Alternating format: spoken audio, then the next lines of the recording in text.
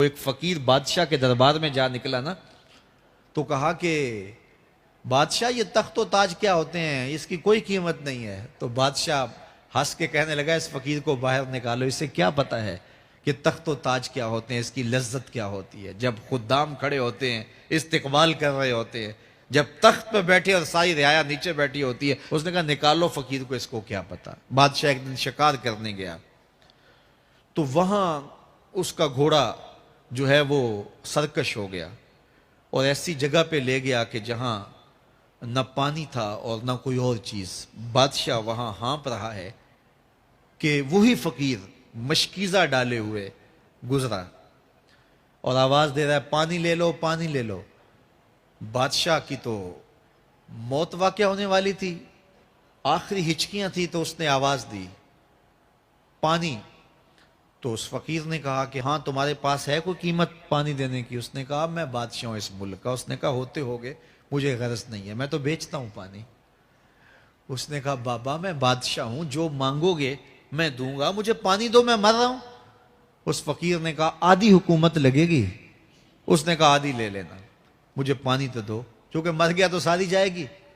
اس نے پانی کا گھونٹ دیا، پیاس کی شدت تھی، جب پانی کا کٹورا اس نے منہ سے لگایا تو پانی حلق میں اٹک گیا۔ اب پھر دوبارہ مصیبت بن گئی تو اس فقیر نے کہا کہ میں حکیم بھی ہوں، اگر کہو تو تمہارا علاج کر دوں۔ اس نے کہا ضرور کرو، لیکن اس نے کہا میں یوں ہی نہیں کروں گا، آدھی باقی حکومت بھی لگے گی، وہ بھی لکھ دو۔ اس نے چمڑے کے اوپر لکھوا لیا، ساری حکومت لکھوا لی اور اس نے اس کا علاج کیا فوری۔ جو اس کے پاس ٹوٹکا ٹونا تھا تو اس کا پانی حلق سے نیچے اتر گیا۔ بادشاہ گھوڑے پہ بیٹھا واپس آیا، وقت گزر گیا، عرصہ بیت گیا، بادشاہ پھر تخت پہ بیٹھا تھا، وہی فقیر بھیس بدل کے دوبارہ آ گیا۔ پھر اس نے نصیحت کی کہ آخرت کو یاد کرو، یہ دنیا کچھ نہیں ہے، 4 دن کی کہانی ہے۔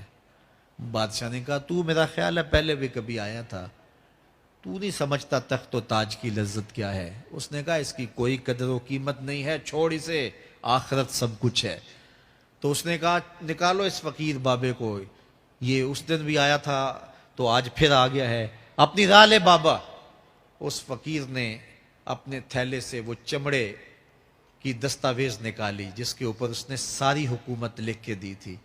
اس نے کہا بادشاہ یہ ہے تیری حکومت کی قیمت، صرف 2 گھونٹ پانی، جس پر تو نازاں ہے، جس پر تجھے فخر ہے، تو قبل اس سے سورج مغرب سے طلوع ہو جائے، توبہ کا دروازہ بند ہو جائے، سانسیں اٹک کے حلق تک آ جائیں اور ہماری زندگی کا دفتر سمیٹ دیا جائے، اور پھر پچھتائیں ہائے جو چند لمحے ضائع کیے، ہائے جو زندگی برباد کی وہ کیوں برباد کی۔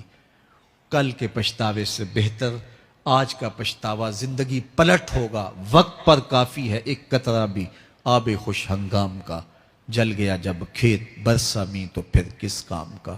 آئیے میں اور آپ اپنی زندگی کو مالک کی چوکھٹ پہ، مالک کی دہلیز پہ لے جائیں، اس کے حضور سچی توبہ کریں، رجوع لائیں، اپنے گناہوں سے معافی مانگیں، وہ کریم ایک آنسو سے سارے گناہ معاف کر دے گا۔